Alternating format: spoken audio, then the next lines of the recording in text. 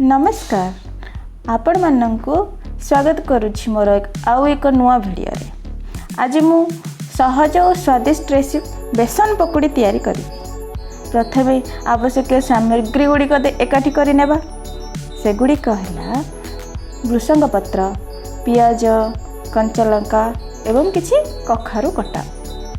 एसबू बेसन पकाइबा और सेथिरे किछि गुंड मसला पकाइबा। सेगुड़िक है हलदी गुंड, लंका गुंड, गरम मसला गुंड, लुण एवं किछि खाइबा सोडा। सबको भल भाव अल्प अल्प पानी देई गोलाई देबा। थिकनेस टी एतिकी रहिबा दरकार। तापरे कड़ाई बसाई तेल को टिके अधिक गरम करि नेबा। सेथिरे गोलाई थिबा बेसन को पकाइबा। किछि समय उलट पालट करिबा। तापरे पकोड़ी गुड़ी को छाणी नेबा। रेडी हो गला आम कखारु बेसन पकोड़ी। थरे बनातु, खाइकी कमेंट माध्यम रे मते जणातु भल हेछि ना नाही।